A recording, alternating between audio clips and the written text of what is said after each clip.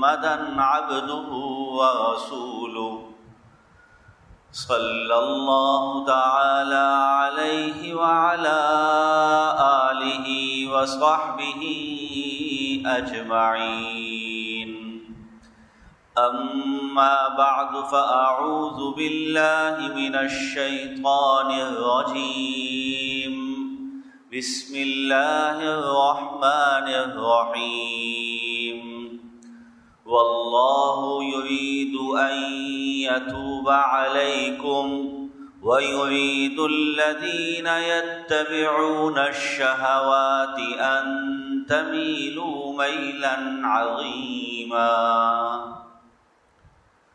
سبحانک لا علم لنا الا ما علمتنا انک انت العلیم الحکیم یا رب صل وسلم دائما ابدا علی حبیبک خیر الخلق کلہم۔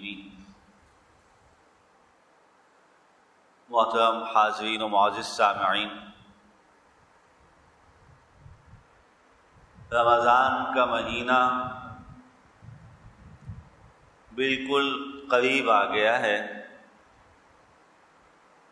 اور اس مہینے کے آنے سے 2 مہینے پہلے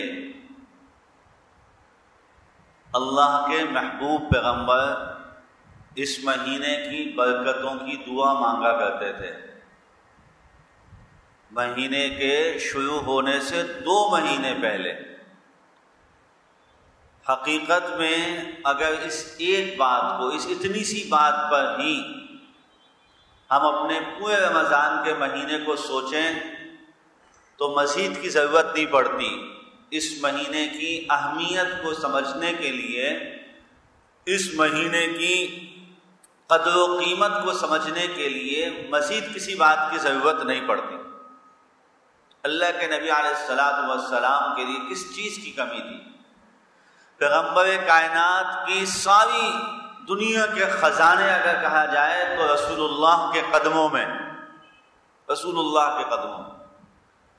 وہ پیغمبر بھی 2 مہینے پہلے سے اللہ سے دعائیں مانگ رہے ہیں، دعائیں مانگ رہے ہیں۔ کیا دعا؟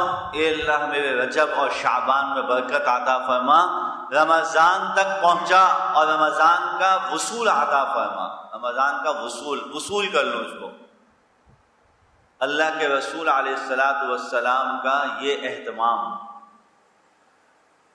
اور اسی طریقے سے بے شمار روایات سے یہ بات ثابت ہے کہ رسول اللہ صلی اللہ علیہ وسلم رمضان کے مہینے، شعبان کے مہینے میں کثرت سے روزے رکھتے تھے، کثرت سے روزے رکھتے تھے۔ میں نے غالباً گزشتہ ہفتے بھی یہ بات بتائی تھی کہ بعض جگہ پہ بعض مہینے اللہ کے حبیب علیہ السلام کے شعبان کے ایسے ہیں کہ جن میں اللہ کے رسول نے سارا شعبان روزہ رکھا، مکمل شعبان، صرف ایک دن چھوڑا، آخری دن چھوڑا، باقی پورا شعبان روزہ رکھا آپ نے۔ اس کا کیا مطلب؟ کتنی تیاری کی جا رہی ہے رمضان کے لیے، کس طریقوں سے تیاریاں کی جا رہی ہیں۔ تو میرے محترم دوستوں اور بزرگوں، رمضان کا مہینہ بالکل قریب آ گیا۔ میں 2-3 باتیں کئی سالوں سے اس شعبان کے مہینے میں عرض کیا کرتا ہوں، اور اب یہ جو چند دن باقی رہ گئے رمضان میں شروع ہونے میں، اب اس کا اہتمام کر لینا چاہیے۔ ایک تو یہی جو حدیث سے صاحب بات بتائی اور اس کی میں نے کہ اللہ کے نبی شعبان میں روزہ رکھتے تھے تاکہ مشق ہو جائے رمضان کے روزوں کی، لیکن امت کو اور امت کے افراد کو 15 شعبان کے بعد منع فرمایا، اور زیادہ اجازت نہیں ملتی روزہ رکھنے کی کہ کہیں ایسا نہ ہو کہ تم شعبان میں زیادہ روزے رکھ لو تو تم سے رمضان کے روزے مشکل ہوں۔ تو اس لیے آپ نے امت کو روکا۔ تو روزہ تو نہیں رکھنے کا موقع، لیکن اور کیا کیا کام ہے؟ نمبر 1، نمبر لگا کے بات کو یاد رکھنا اور سمجھنا آسان ہوتا ہے۔ نمبر 1، ذکر و اذکار۔ تسبیح ہاتھ میں پکڑ لیں، تسبیح لے لیں ہاتھ میں، کوئی کچھ کہے بھائی، کوئی دنیا میں کسی کے کام نہیں آ رہا تو آخرت میں کہاں سے کام آئے گا؟ آج کا ماحول، آج کے معاشرے نے تو ہمیں ایسے سبق سکھا دیے نا، جو ہمارے آباء و اجداد، وہ 7 پشتوں کے پہلے آباء و اجداد اپنی اولادوں کو سمجھانے سے بالکل قاصر تھے نا، وہ معاملات اس وقت کے اور اس زمانے کے لوگوں کو آسانی سے سمجھ میں آ گئے، آسانی سے سمجھ میں آ گئے۔ کیسے؟ کوئی کسی کے کام نہیں آئے گا، کوئی کسی کے کام۔ یہ کہا جائے کہ آخرت میں کوئی کسی کا کام نہیں آئے گا، لوگوں کو سمجھ میں نہیں آتا تھا کیا کیسے یہ ماں اتنی محبت ہم سے کرتی ہے، یہ باپ ہم سے اتنی محبت کرتا ہے، وہ میری محبوبہ مجھ سے اتنی محبت کرتی ہے، وہ میری اولاد میرا اتنا خیال، یہ کیوں کام نہیں آئیں گے قیامت کے دن ہمارے؟ اس کا جواب آج کے معاشرے نے دے دیا کہ آج زندہ کے کام نہیں آتا تو مرنے کے بعد کون کس کے کام آئے گا؟ تو اس لیے کوئی کہے ارے تسبیح ہاتھ میں پکڑ کے ملا بن گیا، ارے تسبیح ہاتھ میں پکڑ کے صوفی بن گیا، چھوڑ دیں ان باتوں کو، تسبیح پکڑ لیں ہاتھ میں۔ بھائی رمضان میں پکڑیں گے، سبھی پکڑے ہوئے ہوں گے انشاءاللہ تعالی، تو وہ تو کوئی کچھ کہے گا ہی نہیں کسی۔ رمضان سے پہلے اس کی مشق کر لیجیے، اور رمضان میں جب پکڑتے ہیں تو کیا ہوتا ہے، تھوڑی سی تسبیح پڑھتے ہیں اور اس کے بعد پھر زبان دکھ جاتی ہے، زبان دکھ جاتی ہے، اور پھر مولوی صاحب سے پوچھتے ہیں کہ مولانا صاحب میں تسبیح پڑھنا چاہتا ہوں لیکن جب پڑھتا ہوں تو سر میں درد ہو جاتا ہے، میرا بدن کانپنے لگتا ہے، تھکاوٹ بہت زیادہ ہو جاتی ہے، اور اس چیز کو سمجھا جاتا ہے یہ کہ کوئی میرے ساتھ کوئی روحانی مسئلہ ہے۔ کوئی روحانی مسئلہ نہیں، یہ سب شیطانی مسئلے ہیں۔ جس کو اللہ کا کلام پڑھنے سے سر میں درد ہوتا ہو، جس کو اللہ کا ذکر کرنے سے جس کا دل گھبراتا ہو، کوئی روحانی مسئلہ نہیں ہے، شیطانی مسئلہ ہے، شیطان اس کے اوپر سوار ہے۔ اور شیطان کیوں سوار ہے؟ ایک آدمی 3 دن بخار میں پڑ جائے اور کھانا نہ کھائے، چوتھے دن بخار اترا تو کیا کہا جاتا ہے؟ ایک دم ہوٹل کی روٹی اور تندوری چکن کھانے کی کوئی اس کو اجازت دے گا؟ کوئی ڈاکٹر، کوئی عقل مند، کوئی محبت کرنے والا کبھی اس کو کہے گا کہ بھائی تم جو ہے آؤ تم کو تکے کھلاتے ہیں، آؤ تم کو بہاری روٹی کھلاتے ہیں؟ کوئی کہے گا اس کو؟ کبھی بھی نہیں کہے گا۔ کیوں؟ 3 دن کھانا چھوڑنے کی وجہ سے اس کا معدہ کمزور ہو گیا، اور اب جب معدہ روٹین پہ لانا ہے تو ہلکی ہلکی غذائیں اس کو دینی پڑے گی۔ بولا اگر خطرناک اور ثقیل غذا کھائی تو معدہ برباد ہو جائے گا ہمیشہ کے لیے، نہیں کھا سکو گے اور تکلیف بڑھ جائے گی۔ ابھی بخار تھا، اب اور مزید تکالیف شروع ہو جائیں گی، کوئی اجازت نہیں دے گا۔ صرف 2 اور 3 دن جس کو بخار ہو جائے اور اس کی طبیعت خراب ہو جائے تو اس کا معدہ، اس کا وجود کمزور سمجھا جاتا ہے۔ جو لوگ 3 مہینے پورا سال اللہ کا ذکر نہیں کرتے، اللہ کا قرآن نہیں پڑھتے، ان کا دل، ان کا دماغ، ان کا جسم، ان کا وجود سارا کمزور پڑ جاتا ہے۔ جب وہ رمضان میں اچانک شروع کرتے ہیں اور کوشش اور خواہش یہ کرتے ہیں کہ خوب کر لوں، تو نہ ان کا دماغ ساتھ دیتا ہے، نہ دل ساتھ دیتا ہے، نہ وجود ساتھ دیتا ہے، نہ زبان ساتھ دیتی ہے، نہ اعصاب ساتھ دیتے ہیں۔ عادت نہیں تھی، عادت ختم ہوئی۔ جیسے جسم ہے ویسے روح ہے، جسم کے لیے جسمانی اور روح کے لیے روحانی غذائیں ہیں، اس کو غذا سے تعبیر کیا اور تمام جگہوں پہ اس کو غذا سے تعبیر کیا۔ تو میرے محترم دوستوں اور بزرگوں، ابھی سے تسبیح ہاتھ میں لے لیجئے اور رمضان کی تیاری کے لیے روزانہ کے ذکر شروع کر دیں۔ کم از کم 100 مرتبہ تو کم از کم درجہ ہے، کم از کم کا درجہ 100 مرتبہ درود شریف پڑھیں، 100 مرتبہ پہلا کلمہ، 100 مرتبہ دوسرا کلمہ، 100 مرتبہ تیسرا کلمہ۔ یہ 3 کلمے تو انتہائی اہم ترین اذکار کے اندر ہے۔ اسی طرح 100 مرتبہ لا الہ الا انت سبحانک انی کنت من الظالمین۔ مقصد یہ کہ اپنی زبان کو اللہ کے ذکر کے اندر دوڑا لیں۔ جب میدان میں اترنے کا وقت آئے تو پھر یہ نہ کہے کہ آج کھانا نہیں کھایا، پھر یہ نہ کہے کہ ٹانگوں میں درد ہو جاتا ہے، پھر یہ نہ کہے زبان دکھ جاتی ہے، پڑھا نہیں جاتا ہے۔ جب رمضان شروع ہو، عبادتوں کے میدان میں اتریں تو زبان بھی چل رہی ہو، وجود بھی تیار ہو، روح کی پہلے سے روح کو غذا ملی ہوئی ہو، تو انشاءاللہ رمضان میں دوڑنا آسان ہو جائے گا۔ پہلی بات ذکر و اذکار۔ دوسری بات قرآن مجید کی تلاوت ابھی سے شروع کر دیجیے، ابھی سے شروع کر دیجیے کہ قرآن مجید کی تلاوت ہر نماز سے پہلے یا ہر نماز کے بعد۔ سب علماء بزرگوں کے ہاں ترتیب بتائی جاتی تھی کہ بھائی نماز سے یا 15 منٹ پہلے آ جاؤ یا نماز کے بعد 15 منٹ مسجد میں رک جاؤ۔ آسان کام، آسان، انتہائی آسان کام ہو جائے گا۔ یا تو اذان سنتے ہی مسجد میں آ جاؤ یا نماز کے 15 منٹ بعد مسجد میں آ جاؤ، 15 منٹ بعد مسجد میں رہو تو آسان ہو جائے، تلاوت آسان ہو جائے گی۔ اور 15 منٹ کے اندر کسی نے 2 صفحے پڑھ لیے، کسی نے 3 صفحے پڑھ لیے، کسی نے 5 صفحے پڑھ لیے، بہترین روزانہ کی تلاوت کا معمول بن جائے گا، بہترین۔ اور رمضان شروع ہوگا، ان چند دنوں کے اندر رمضان سے پہلے یہ تلاوت کا معمول اگر بن گیا تو پھر کیا ہوگا کہ رمضان جب شروع ہوگا زبان چل پڑی ہوگی، زبان چل رہی ہوگی، پھر رمضان میں جب شیطان بند ہوگا اور نیکیوں کی طرف رغبت زیادہ ہوگی، نیکیوں کا شوق زیادہ ہوگا تو خود اور زبان دوڑنا سیکھ چکی ہوگی تو آسانی کے ساتھ کئی پارے تلاوت ہو جائیں گے، اور زندگی کا قیمتی ترین رمضان گزرے گا کہ ایک عام سے عام آدمی بھی آسانی کے ساتھ کم از کم 2 قرآن مجید ختم کر لے گا رمضان۔ بڑا آسان سے، لیکن تیاری کرنی پڑے گی، تیاری پہلے سے کرنی پڑے گی۔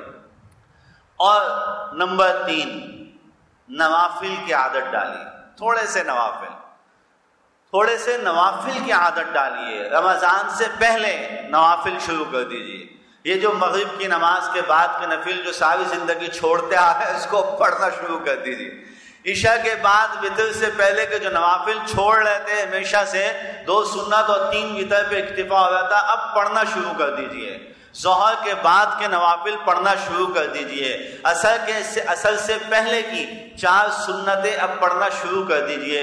یقین جانیے یہ نوافل کی عادت پڑ گئی، رمضان میں اللہ نے اگر نماز کے اندر شوق اور ذوق عطا فرما دیا تو بس انسان کا رمضان کامیاب ہو جائے گا انشاءاللہ۔ اب ہوتا کیا ہے، کھڑے ہوئے تو تراویح تو پڑھ رہے ہیں اور بڑے فخر سے پڑھ رہے ہیں، کوئی 10 روزہ میں کھڑا ہوا ہے، کوئی 5 روزہ میں کھڑا ہوا ہے، اب تو 3 روزہ بھی تراویح چل رہی ہے، کوئی 3 روزہ میں کھڑا ہوا ہے، کوئی 27، لیکن کیا کر رہے ہیں کھڑے؟ ہر آدمی کو معلوم۔ یقین جانیے 1-2 نہیں، سینکڑوں لوگوں کی کیفیت یہ ہے کہ نماز میں جو صحیح پڑھ رہے ہیں، کیا ہم نے علماء سے سنا، ہم نے اپنے دوستوں میں سنا، کیا بھائی بولا یار تراویح کی نماز کے اندر مجبوراً آنکھیں بند کرنی پڑ جاتی ہیں، مجبوراً۔ بھائی کیوں، کیا مجبوری ہے؟ آپ سن کے حیران ہوں گے اس بات کو، بھائی کیا مجبوری ہے کہ نماز تراویح کے اندر آنکھیں بند کرنی پڑ جاتی ہیں؟ کیا مجبوری ہے، کیوں بند کرنی پڑ جاتی ہیں؟ کہا دائیں اور بائیں کے لوگ جس طرح سے تراویح پڑھ رہے ہوتے ہیں نا تو آنکھیں مجبوراً بند کرنی پڑتی ہیں کہ اللہ کسی کے عیب نہ دکھائے، کسی کے عیب نہ دکھائے۔ کیا تراویح پڑھ، ہاتھ کبھی چھوڑ رہے ہیں، کبھی باندھ رہے ہیں، کبھی ادھر ہلنا ہے، کبھی ادھر ہلنا ہے، کبھی ڈکاوے مار رہے ہیں، کبھی پیٹ باہر نکال رہے ہیں، کبھی پیٹ پیچھے کر رہے ہیں، عجیب طریقے سے تراویح پڑھ رہے ہیں، بس گزارا کر رہے ہیں تراویح پڑھ رہے ہیں۔ وجہ کیا ہے؟ کیا وجہ ہے؟ بنیادی وجہ کیا ہے؟ عادت نہیں۔ بازار میں 1 گھنٹہ کسی ایک مال میں داخل ہو جائیں کراچی کے تو 1 گھنٹہ کیسے گزرتا ہے پتہ ہی نہیں چلتا۔ ہم بھی اسی دنیا میں رہتے ہیں نا، ہمیں بھی جانا آنا پڑتا ہے، ہم بھی جاتے ہیں۔ کسی ایک مال میں کراچی کے داخل ہو جائیں، مال بھی چھوڑیے، یہ 5C4 کے باڑہ مارکیٹ کی بازار میں داخل ہو جائیں، 1 گھنٹہ کیسے گزر جاتا ہے یہ پتہ ہی نہیں چلتا۔ اور اگر محترمہ ساتھ ہو تو پھر 2.5 گھنٹے کیسے گزر جاتے ہیں پتہ ہی نہیں چلتا۔ اگر کوئی بھی محترمہ کی جنسوں میں سے کوئی سی بھی جنس ہو، اماں کی صورت، بہن کی صورت، بیوی کی صورت، بیٹی کی صورت، کوئی بھی جنس ہو، اگر کوئی محترمہ ساتھ ہو تو 2.5 گھنٹے کیسے گزر جاتے ہیں، نہ کہیں بیٹھتے ہیں نہ کہیں رکتے ہیں، چل رہے ہیں، آج یہ کتنے کا، یہ کیوں؟ عادت پڑی گئی، بازار میں گھومنے کی عادت پڑی ہوئی ہے، وہاں تھکاوٹ نہیں محسوس ہوتی. وہاں گھر جا کے بازار سے واپسی جا کے کوئی ٹانگیں نہیں دبواتا. وہاں گھر جا کے کوئی نہیں کہتا کہ آج تو اتنے تھک گئے 1 کلو یا آدھا کلو دودھ پلا دو, کوئی نہیں کہتا. لیکن رمضان میں 1 گھنٹہ تراویح میں کھڑا ہونا کیوں مشکل؟ عادت نہیں.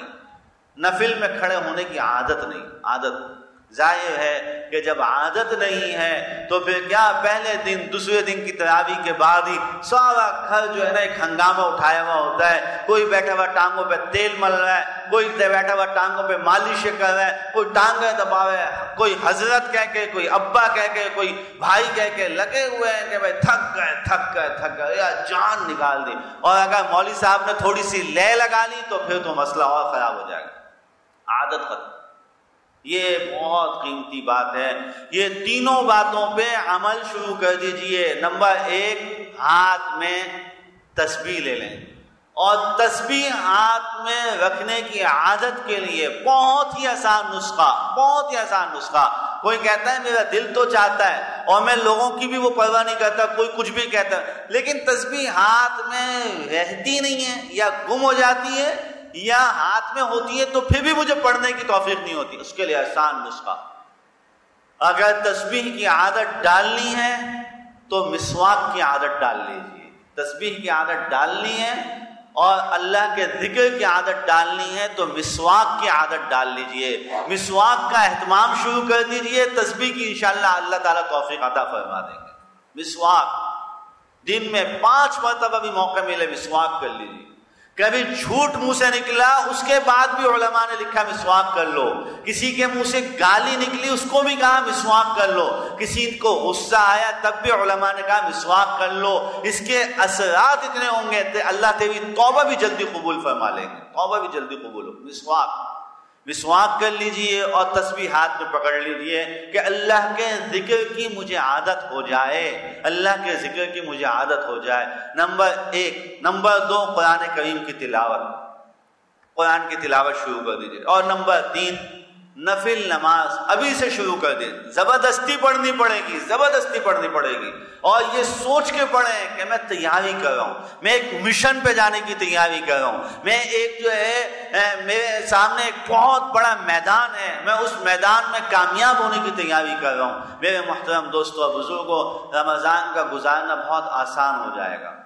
اور چوتھی بات,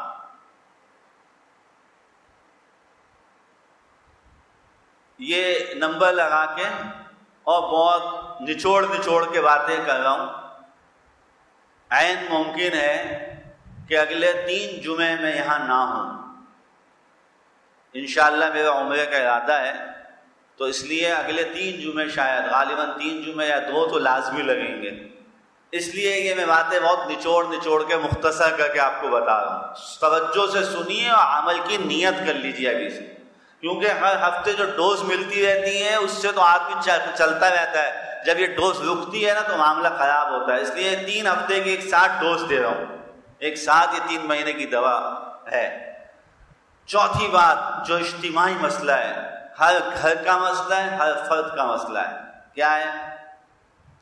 رمضان پروگرام شروع ہو گئے, رمضان اسکیمیں آ رہی ہیں, رمضان آفریں آ رہی ہیں, رمضان کے مختلف ٹکٹ سستے مل رہے ہیں. کیا عجیب معاملہ. میں نے جو آج قرآن مجید کی تلاوت کی ہے وہ یہی اسی کے لیے آیت پڑھی. بڑی عجیب آیتیں. اللہ تعالیٰ کیا فرماتے ہیں؟ فرمایا اللہ یرید ان یتوب علیکم. اللہ چاہتا ہے. اس کا آیت نمبر دیکھو, کون سی؟ سورۃ النساء کی 27 نمبر آیت. سورۃ النساء 27 نمبر آیت. خود دیکھ لیجئے گا, قرآن مجید کھول کے پھر خود بھی دیکھیے گا. اللہ کیا فرما رہے ہیں؟ اللہ یرید ان یتوب علیکم. اللہ چاہتا ہے کہ تم پر توبہ نازل فرما دے. اللہ چاہتا ہے کہ تمہاری توبہ کو قبول فرما لے. اللہ چاہتا ہے کہ تمہیں معاف فرما دے. اللہ چاہتا ہے کہ تمہاری طرف توجہ کر لے. توبہ کے سارے معنی آتے ہیں جو میں نے آپ کو پڑھ کے سنائے. اللہ چاہتے ہیں تم پہ توبہ نازل فرمائیں، اللہ چاہتے ہیں تمہاری طرف متوجہ ہو جائیں، اللہ چاہتے ہیں تم پر توبہ، اللہ تمہیں توبہ معاف کر دیں، یہ اللہ چاہتے ہیں۔ اور فرمایا وَيُرِيدُ الَّذِينَ يَتَّبِعُونَ الشَّهَوَاتِ، اور جو لوگ خواہشات پہ چلتے ہیں، جو لوگ خواہشات کے غلام بن گئے ہیں، جو لوگ اپنی خواہشات سے دوسروں کو بھی برباد کرنے پہ تلے ہوئے ہیں، فرمایا وہ لوگ کیا چاہتے ہیں؟ وَيُرِيدُ الَّذِينَ يَتَّبِعُونَ الشَّهَوَاتِ، جو لوگ خواہشات کے غلام ہیں وہ یہ چاہتے ہیں ان تمیلوا میلا عظیما، کہ تم لوگوں کو مائل کر دیں، دنیا کی لالچوں کی طرف تم لوگوں کو مائل کر دیں، دنیا کے افسانوں میں تم کو لگا دیں، دنیا کے ڈراموں میں تم کو لگا دیں، دنیا کی چکر بازیوں میں تم کو لگا دیں۔ ان تمیلوا میلا عظیما، قرآن کہہ رہا ہے، اللہ کہہ رہا ہے وہ لوگ مائل کرنا چاہتے ہیں، تم کو مائل کرنا چاہتے ہیں۔ کتنی عجیب بات، ایسا لگ رہا ہے 100% اس موقع کی مناسبت سے آیات نازل ہوئی ہوئی، ایسا معلوم ہوتا ہے۔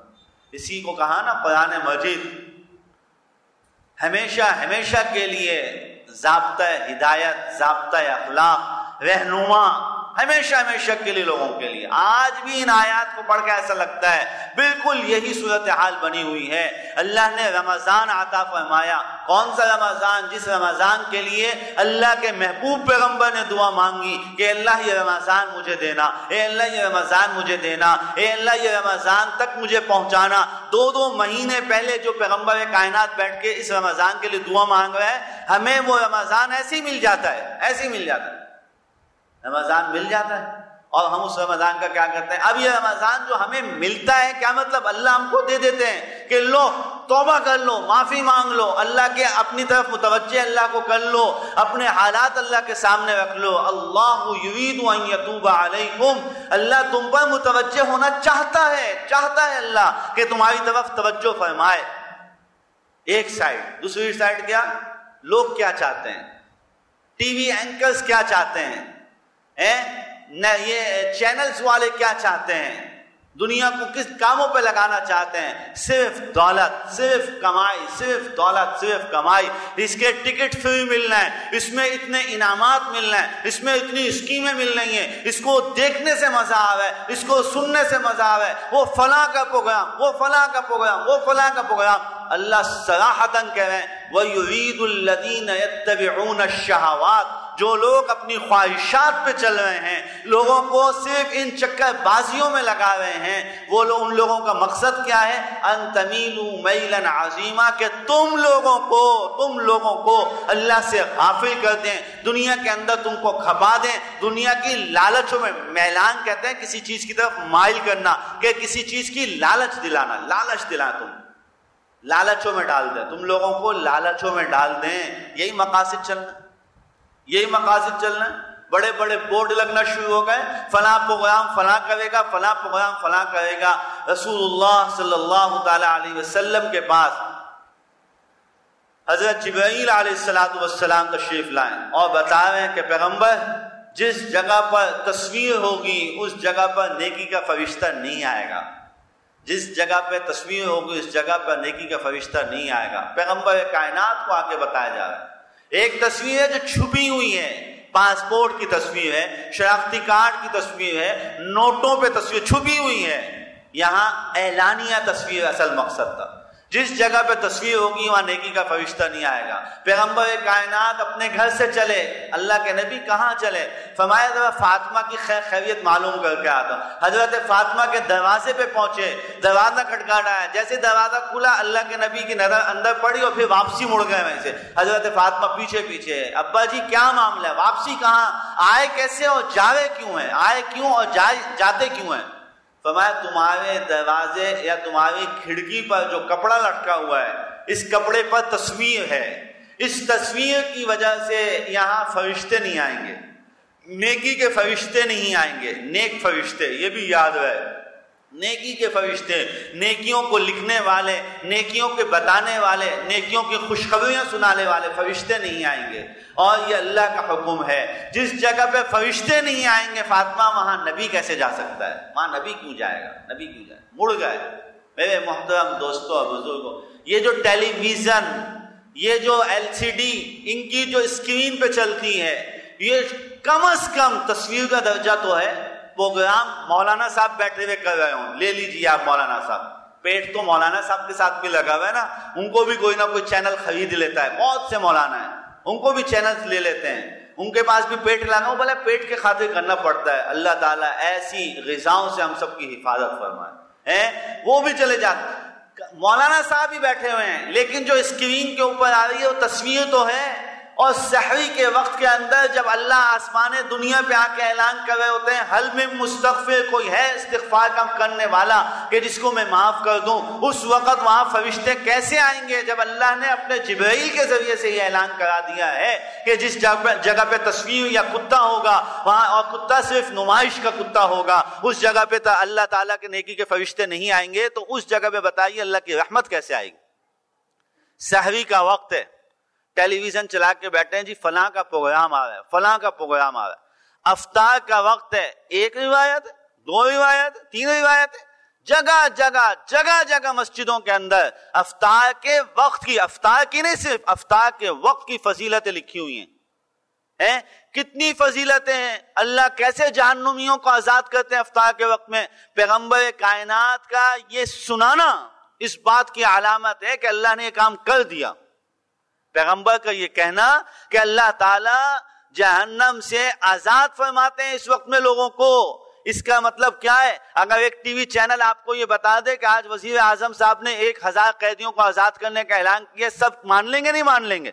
کیوں؟ بولے وہ وزیر اعظم ہے بھائی، کر سکتا ہے، وہ فلاں شہزادہ ہے، وہ کر سکتا ہے۔ ساری کائنات کا خالق و مالک کی طرف پیغمبر کائنات اس خالق و مالک کے محبوب پیغمبر کہہ رہے ہیں اس افطار کے وقت میں اللہ رب کریم جہنم سے لاکھوں لوگوں کو آزاد فرماتے ہیں۔ اور میں عرض کروں، میں نے مکہ میں بیٹھ کے افطاری کی، مدینہ میں بیٹھ کے افطاری کی، پاکستان کے بے شمار بڑے بڑے علماء کے دسترخوانوں پہ اللہ نے مجھے افطاری کا موقع عطا فرمائے۔ میں نے جس بزرگ کو افطار کے وقت میں ہاتھ اٹھاتے ہوئے دیکھا ہے اور افطار کے وقت میں اس کی میں نے دعائیں سنی ہیں، ایک ہی دعا ہوتی تھی کہ الفاظ کیا ہوتے تھے؟ اے اللہ تیرے حبیب نے فرمایا کہ تو افطار کے وقت میں لوگوں کو جہنم سے آزاد کیا کرتا ہے، یا اللہ مجھے جہنم سے آزادی عطا فرما دے۔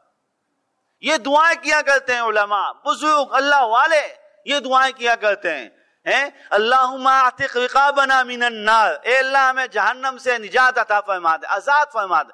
لیکن ہمارا کیا حال ہے؟ ہم ٹیلی ویژن کا ریموٹ پکڑ کے بیٹھے ہوئے ہیں کہ فلاں کا پروگرام آ رہا ہے، اور اس پہ تبصرے ہو رہے ہیں، نہیں فلاں کا پروگرام بہت اچھا ہے اور فلاں کا پروگرام ایسا ہے، نہیں فلاں کی جگہ پہ آیا، فلاں کی جگہ پہ آئے۔ میرے محترم دوستو اور بزرگوں، رمضان کو برباد نہ کیجیے، اپنے گھروں میں ابھی سے یہ میٹنگ شروع کر دیجئے، اپنے گھروں میں ابھی سے یہ تذکرے اور یہ مذاکرے شروع کر دیجئے۔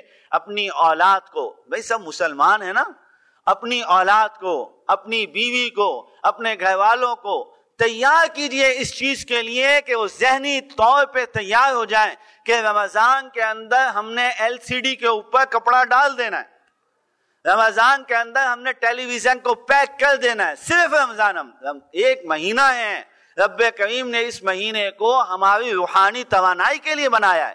ہم اپنی روحانی طور پہ اپنے رب کو راضی کر کے اپنی روح کو مضبوط کر لیں، اور اس مہینے کے اندر ہم کیا کر رہے ہیں؟ کن چکروں میں لگے ہوئے ہیں؟ ٹیلی ویژنوں کے اوپر۔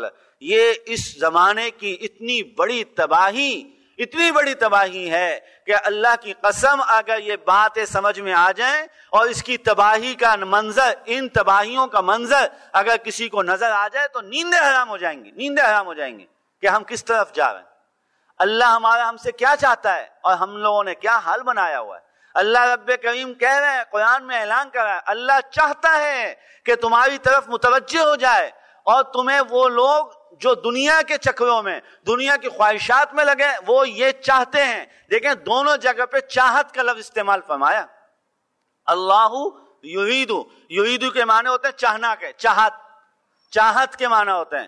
اللہ یریدو وَيُرِيدُ الَّذِينَ، اللہ یہ چاہتا ہے، لوگ یہ چاہتے ہیں۔ اب بتاؤ کرنا کیا ہے؟ اللہ یہ چاہتا ہے، لوگ یہ چاہتے ہیں، اللہ چاہتا ہے اللہ تمہاری طرف متوجہ ہو جائے، اور لوگ یہ چاہتے ہیں کہ تجھے کسی پروگرام میں بلا کے بائک انعام میں دے دیں، تجھے پلاٹ کا مالک بنا دیں، تجھے ڈیپ فریزر دے دیں، تجھے موبائل سیمسنگ دے دیں، لوگ یہ چاہتے ہیں۔ تو بتا اب کس کے اوپر چلے گا، اللہ کی چاہت پہ یا لوگوں کی چاہت پہ؟ اللہ یہ چاہتے ہیں کہ اللہ تیری طرف متوجہ ہو جائے۔ قرآن کریم کے ترجمے اٹھائیے، 27 نمبر آیت سورۃ النساء۔ اکثر تراجم کے اندر آپ کو لفظ جو ملے گا یہ اکثر میں یہی ملے گا کہ اللہ چاہتے ہیں کہ تیری طرف متوجہ ہو جائیں، توجہ فرما لیں۔ اور اللہ کی توجہ اگر ہماری طرف ہو گئی تو اللہ کی رحمتیں ہم پر کتنی نازل ہوں گی۔ ہم لوگوں نے سمجھا ہی نہیں ہے، رمضان کو ایک مذاق بنایا۔ میرے محترم دوستو اور بزرگوں، اس وقت اور ان دنوں کا امر بالمعروف جس کو تبلیغ کہا جاتا ہے، ان دنوں کا امر بالمعروف کیا ہے؟ لوگوں کو بتائیے، ہر جگہ پہ یہ بات بتائیے، ہر جگہ پہ۔ یہ جو میں نے 4 نمبر لگائے نا، یہ اپنی ذمہ داری بنا لیجئے۔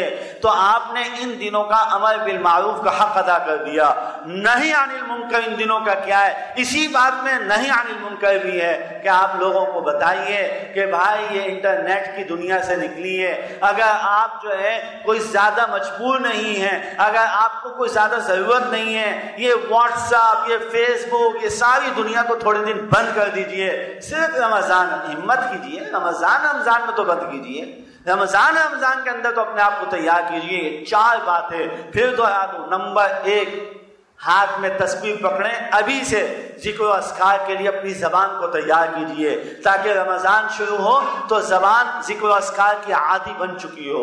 نمبر 2، قرآن کریم کی تلاوت کیجئے، اور قرآن کی تلاوت کے لیے بہترین وقت یا نماز سے 15 منٹ پہلے مسجد میں آ جائیں یا نماز کے بعد 15 منٹ مسجد میں دے دیں اور قرآن مجید کھول کے پڑھ لیجئے۔ انشاءاللہ 5 نمازوں کے اندر یا 4 نمازوں کے اندر یا 3 نمازوں کے اندر بھی اگر آپ نے کوشش کر لی، انشاءاللہ آپ کی زبان تلاوت کے لیے چل پڑے گی، اور رمضان میں 1 نہیں انشاءاللہ 2 قرآن مجید کم از کم آپ ختم کر سکیں گے۔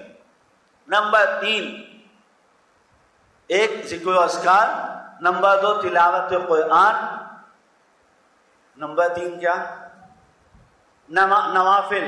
نمبر 3 نوافل کی عادت ڈالیں۔ جو نفل ہم چھوڑ دیتے ہیں عموماً، ظہر کی نماز کے بعد کے، عصر سے پہلے کی سنت ہے، مغرب کے بعد کے نفل، عشاء میں وتر سے پہلے، ان سارے نوافلوں کو اب ان دنوں میں پڑھنا شروع کر دیجئے۔ نوافل کو پڑھیے تاکہ رمضان میں تراویح کی عادت پڑ چکی ہوگی، نفل میں کھڑے ہونے کی عادت ہو جائے گی، نوافل پڑھنے تراویح پڑھنے میں لذت آئے گی، تراویح پڑھنے میں روحانیت آئے گی، اور پھر رمضان میں تہجدوں کا بھی دل چاہے گا، تہجد کا بھی دل چاہے گا یقینی طور پر۔ سحری میں تو اٹھتے ہی ہیں، تہجد کی 2 رکعت بھی پڑھ لے آدمی تو کیا ہی بات ہے، توفیق مل جائے گی۔ اور چوتھی بات جس کا تعلق پورے گھر سے، میں نے اینڈرائڈ کے اوپر زیادہ زور نہیں دیا سب اینڈرائڈ بند کر دیں، نہیں بھائی، کسی کی بھی ضرورت، بعض لوگوں کی ضرورت بھی ہوتی ہے، جو صرف شوقیہ چلاتے ہیں وہ بند کر دیں، وہ بند کرنے کی طرف توجہ دیں، لیکن گھر کو کم از کم اپنے گھر کو،